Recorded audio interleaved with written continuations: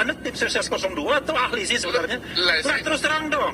Saya tim sukses 01, Anda 02. Gini, saya diundang Nah, Anda tim sukses 02 enggak? Gini, saya ataukah Anda bagian dari konspirasi itu? Untuk Saya tanya, Anda konsisten dong. Dengan apa yang diberikan kepada dong. saya. Anda konsisten. Kalau Anda menjadi bagian dari konspirasi itu, katakan di publik. Saya Kodari yang pertama kali mempromosikan Prabowo Jokowi untuk menjadi pasangan, dan saya menginginkan Prabowo Jokowi untuk bersatu dan memenangkan pemilihan di Indonesia. Omong dong. Gak penting. Jangan itu. kemudian Anda membela 02, tetapi Anda tidak berani deklarasi bahwa Anda pendukung 02. Gak penting itu.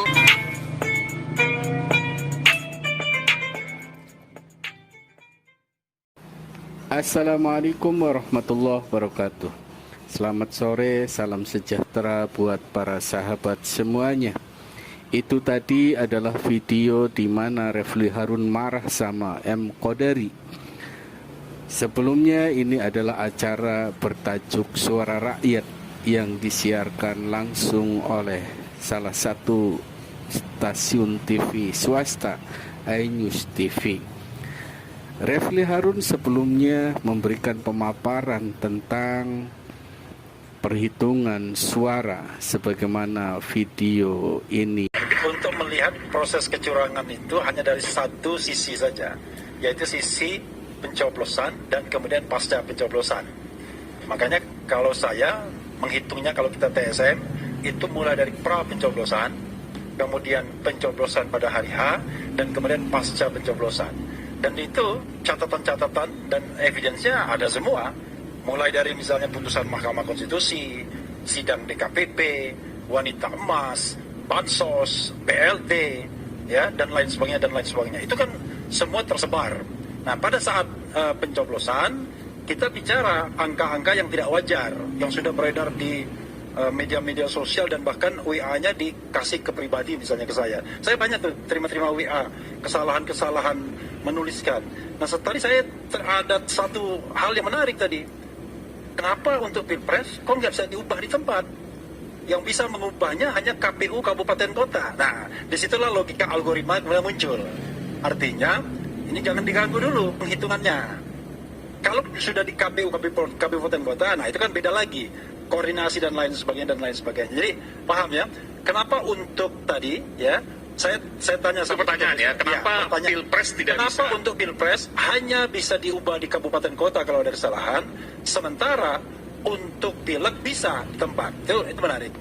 Nah, karena itu menurut saya memang ya, tadi ditanyakan soal Mahkamah Konstitusi. Kalau ditanyakan kepada saya, apakah saya percaya kepada Mahkamah Konstitusi? Enggak percaya saya.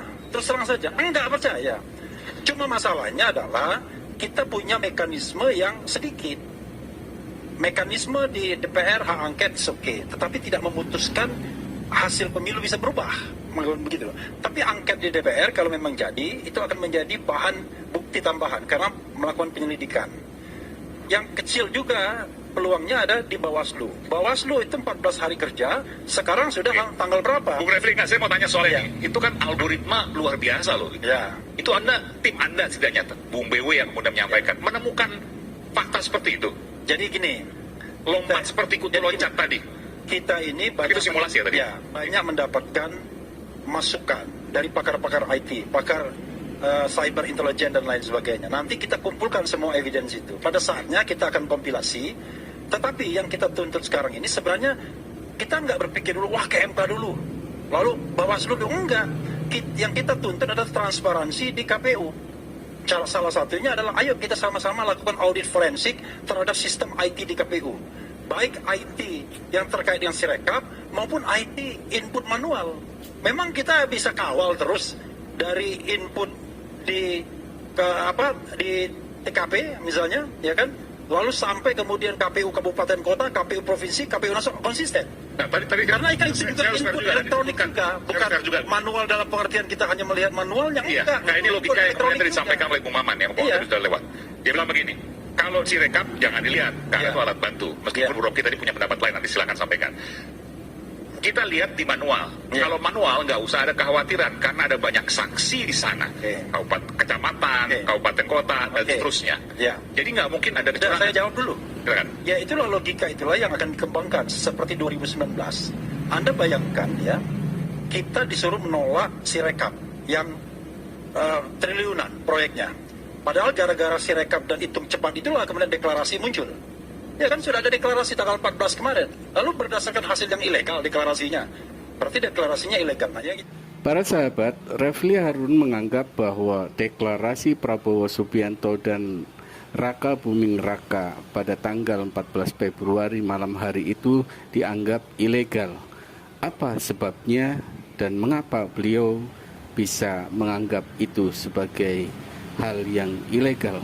Karena yang itu yang pertama. Yang kedua, kita dipaksa untuk memelototi 823.220 unit.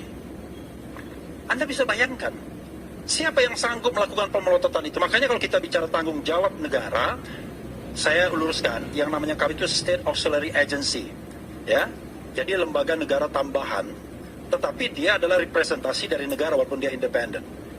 Nah, lalu kita disuruh mengawal sendiri, padahal itu tugas dan tanggung jawab negara untuk memberikan hasil yang sebenar-benarnya dan sesolid-solidnya. Karena itu, terakhir ya, tidak ada yang bisa menjamin bahwa rekap manual pun tidak bermasalah. Itu kuncinya. Kalau saya menduga, ini baru dugaan yang kemudian akan kita buktikan ke depan.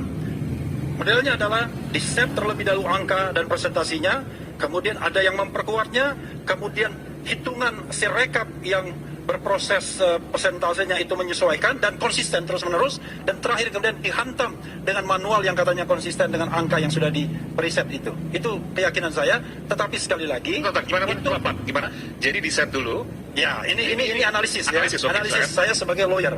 Ya. Gini, kita ingin meyakinkan bahwa kita akan menang. Karena itu saya sudah sewa, ya kan, stadion 2 hari sebelumnya. Itu kata Tempo kan. Saya sudah set alat-alat untuk ngomong-ngomongnya. Yang kata teman saya yang biasa bikin pertunjukan, nggak bisa itu disiapkan hanya 2 jam.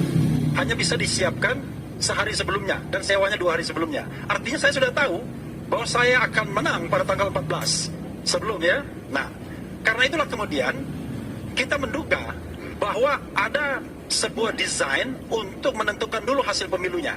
Makanya saya tadi katakan, ada anggota KPPS datang kepada saya, lalu dia berhasil membuka yang namanya Sirekap pada pukul 13, padahal belum dilakukan rekapitulasi, belum dilakukan penghitungan suara. 13 waktu Indonesia Barat itu? Iya. Dan TPS-nya di Indonesia Barat? Indonesia Barat. 4 provinsi di Sumatera dan 1 provinsi di Jawa.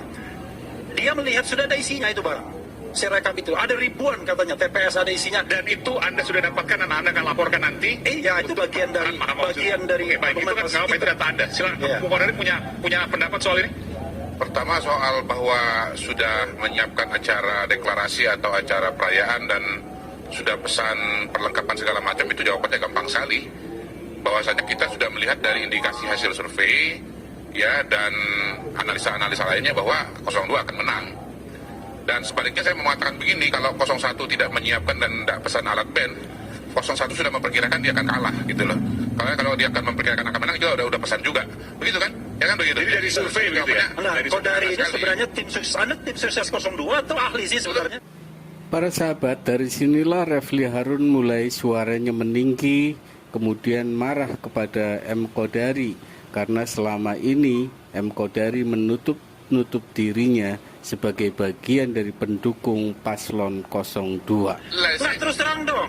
Saya tim sukses 01, Anda 02. Gini, saya diundang Anda tim sukses 02 enggak? Gini, saya apakah Anda bagian dari konspirasi itu? Untuk Saya tanya, berbicara Anda konsisten dong. dengan apa yang diberikan kepada saya. Anda konsisten. Kalau Anda menjadi bagian dari konspirasi itu, katakan di publik. Saya Kodari yang pertama kali mempromosikan Prabowo Jokowi untuk menjadi pasangan, dan saya menginginkan Prabowo Jokowi untuk bersatu dan memenangkan pemilihan di Indonesia. Omong dong. Jangan kemudian Anda membela 02, tetapi Anda tidak berani deklarasi bahwa Anda pendukung 02. Yang penting itu, semua orang sudah tahu. Jantan dong, jantan. Jadi orang jangan pengecut. Semua orang sudah tahu bahwa saya ketua umum gerakan sekali putaran. Kenapa Anda masih nanya? Berarti Anda kurang gaul. Minta maaf. Sesuatu yang sudah diketahui semua orang, Anda masih bertanya kepada saya. Bedakan. Itu kan Anda bisa bilang nomor-nomor, ormas dan lain sebagainya. Anda bilang saja, saya Anda ini tim sukses 02. Saya juga analis, saya juga peneliti. Anda diundang sebagai apa di sini? Anda memberikan identitas kepada saya, terserah saya. Anda diundang sebagai apa? ini wilayahnya Ainyus yang undang. Diundang sebagai apa? Sebagai apa ya? Bukan wilayah saya, ini wilayahnya Ainyus. Diundang Jangan Anda sebagai malah- Dari tadi tanyakan, apakah Anda mau menyatakan bahwa ada bagian dari 02? Jadi begini, saya Iya atau tidak? Ada pengamat, peneliti. ada ahli yang kemudian berpura-pura independen, tetapi dia menjadi bagian dari konspirasi itu. Itu yang saya tentang. Karena itu Refli Harun mengatakan saya bagian dari 01. Saya jujur mengatakan tidak main di belakang, main di depan.